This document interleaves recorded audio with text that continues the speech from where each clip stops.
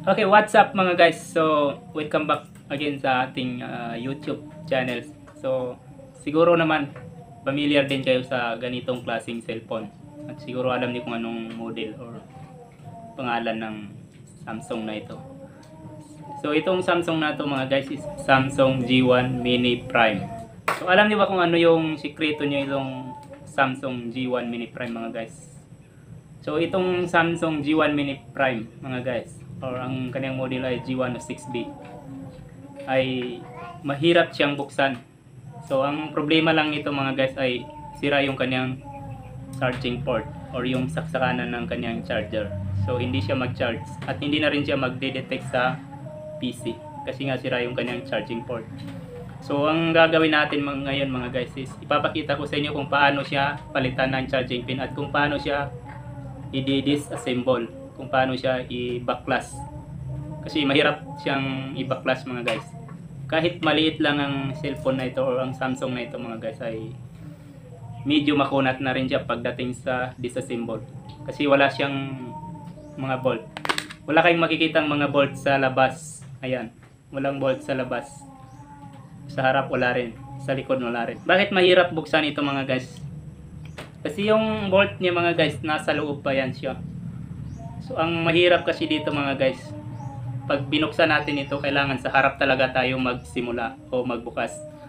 Hindi ito siya kagaya ng mga ibang cellphone guys, nasa likod ka magbubukas dahil nasa labas yung mga bolt. Ito nasa loob pa yung kanyang mga bolt. So kailangan talaga natin magsakripisyo dito mga guys. Pag ginawa natin ito mga guys, dapat maingat talaga tayo para hindi natin madisgrasya yung LCD ng cellphone natin.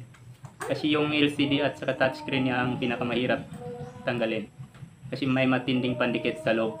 At kapag hindi natin nakuha yung timing nito mga guys, posibleng masisira natin yung LCD at saka yung touchscreen. So gagamit lang tayo ng hot air or blower mga guys para matanggal natin. At dahan-dahanin na rin natin ang pagtanggal para hindi maapektuhan. Dahil papalitan natin ito ng charging pin. Kasi ang problema nito mga guys is automatic download mode yung ginagawa niya pag pinapaandar mo. At saka sira pa yung kanyang charging port. Kaya hindi natin siya ma-reprogram dahil may problema yung kanyang saksakanan ng charger. So kailangan pa mapalitan itong charging port niya para ma-reprogram natin ito mga guys. So sisimulan na natin yung pagpalit ng charging pin mga guys. Okay, so nandito na tayo mga guys para i-disassemble natin yung ating Samsung G1 Mini Prime. So tatanggalin lang natin yung kanyang SIM pack mga guys, no? So kukuha lang tayo ng manipis na card kagaya ng cover ng touchscreen ng tablet. Itong ginagamit ko na ito mga guys is yung cover ng or yung plastic cellophane ng touchscreen ng tablet. So dito natin makikita mga guys kung nabuksan na ba yung cellphone natin o wala pa. Kasi ito mga guys, first opening pa lang niya. Kasi hindi pa natanggal yung sticker dito. Yan, so tatanggalin muna natin itong cover ng kanyang LCD connector. So i-disconnect natin yung kanyang LCD connector mga guys. Ayan. So i-blow lang natin mga guys. Okay, so i-blow lang natin yung gilid ng ating mga cellphone or ng ating cellphone mga guys para lumambot yung pandikit ng touchscreen natin. So itong blower natin mga guys dapat nasa katamtaman lang ang init niya.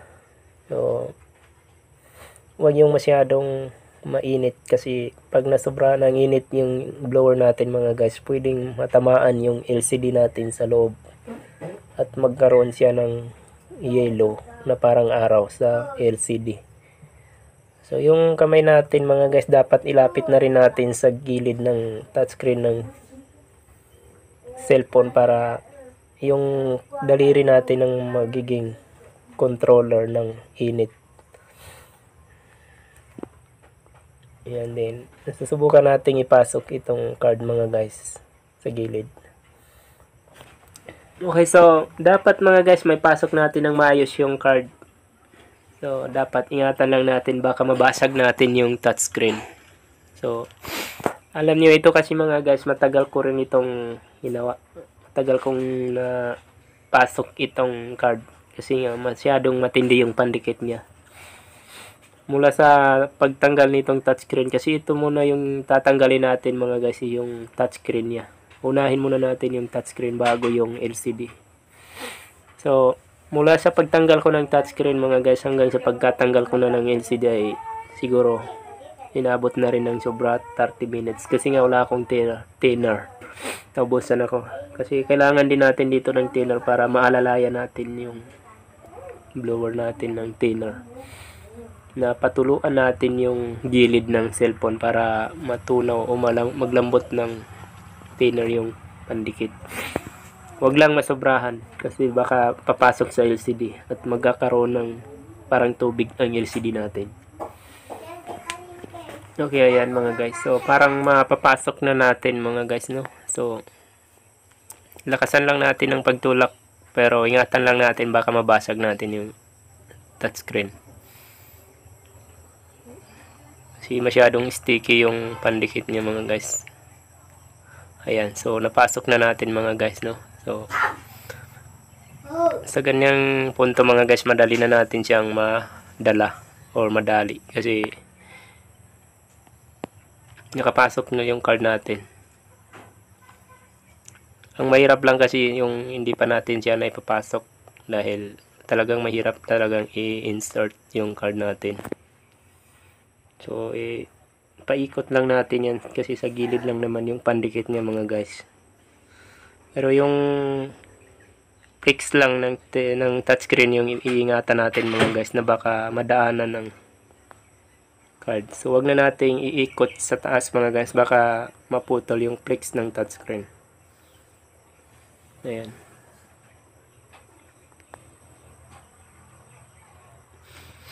Ayan. Okay.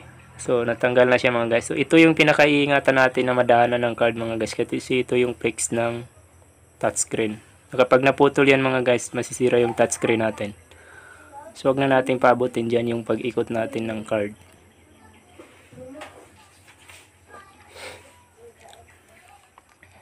Ayan, so tanggal na siya mga guys. So wag natin muna itong tatanggalin kasi nga hindi muna natin ito mahihiwalay kasi nga yung terminal ng touchscreen is nasa likod pa ng LCD. So kailangan muna nating tanggalin ulit or tanggalin yung LCD para matanggal natin o mapaghiwalay natin yung touchscreen sa LCD.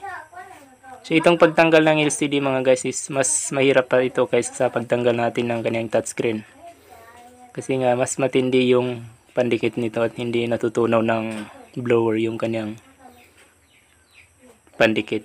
So ito yung sinasabi kong dapat mayroon tayong thinner na kailangan ipatak natin dito sa gilid. Huwag lang makapasok sa LCD. So dito natin sisimulan mga guys para madali nating madali. Ayan. So ingatan lang natin doon sa kabila mga guys, baka malagari ng card yung flex ng LCD doon sa kabila. Ayan. So, makukuha na natin siya ngayon mga guys. Pero ito yung mahirap talaga mga guys kasi mas nahirapan ako dito sa LCD kumpara doon sa touchscreen. Ingatan na rin natin yung touchscreen, baka mahila natin at maputol yung kanyang flex wire. Ayan, so ayan. Ayan. So wag na nating i-diretso mga guys, baka yung flex niya ay maputol. Ayan.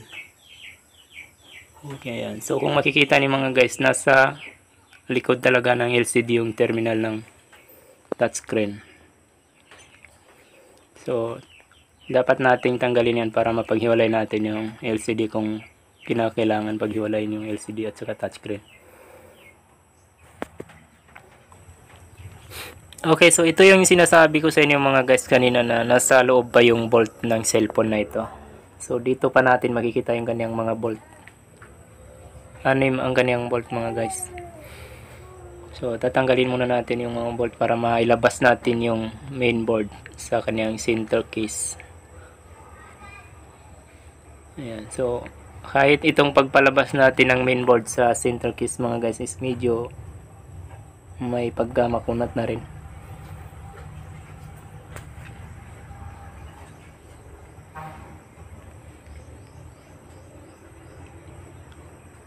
Ayan.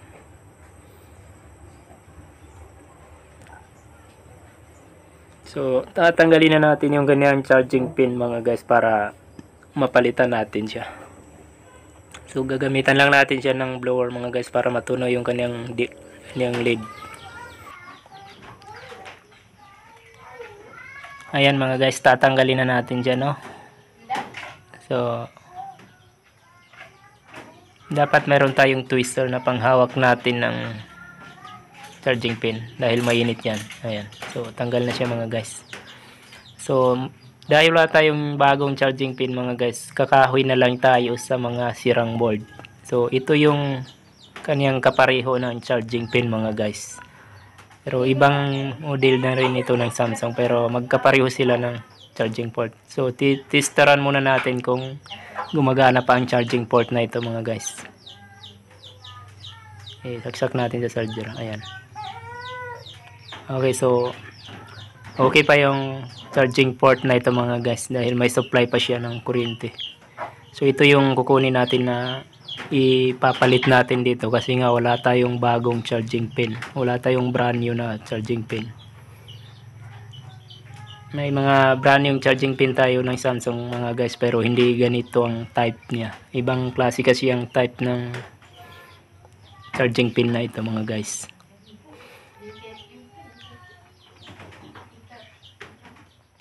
So tatanggalin natin para ilipat natin itong charging pin na ito doon sa ating nire-repair na cellphone. Ayan. So yan yung gagamitin natin mga guys.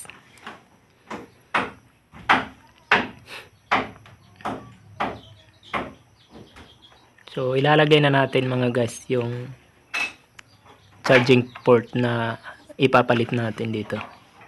So lilinisan lang muna natin ito. Ayusin lang muna natin yung ganyang mga LED.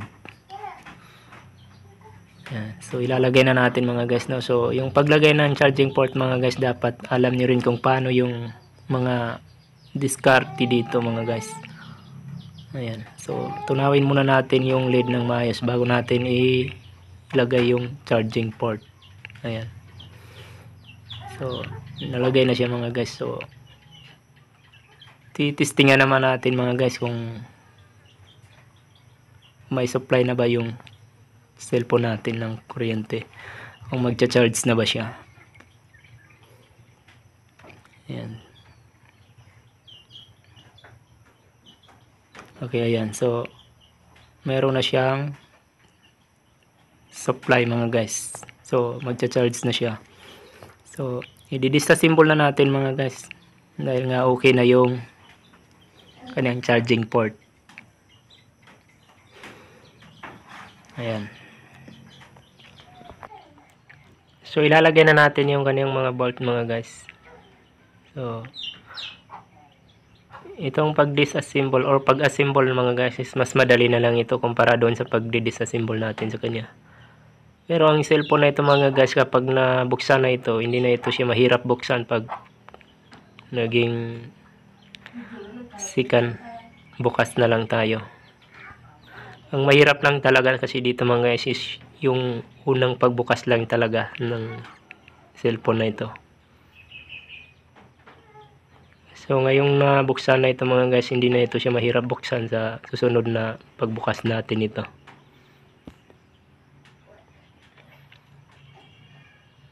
Ayan, so i-attach lang natin yung LCD connector. Ayan.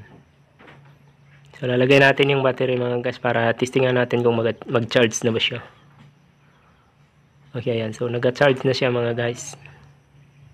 Paanda rin natin mga guys. Ayan. So hindi siya nag-download mode mga guys, no. Nagdiretso siya mag-under. Ibig sabihin, yung pag-auto download mode niya ay may kinalaman doon sa problema niya sa charging pin. Dahil nung wala pa siyang napalitan ng charging pin mga guys, pag pinandar mo siya ay nag-auto download mode. Ngayon hindi na siya nag-auto download mode. So posibleng may kinalaman sa pagkasira ng kanyang charging pin. So hanggang dito na lang mga guys, sana nakatulong sa inyo ang video na ito. Sana may idea kayong napulot sa video natin ito. Maraming salamat sa panonood.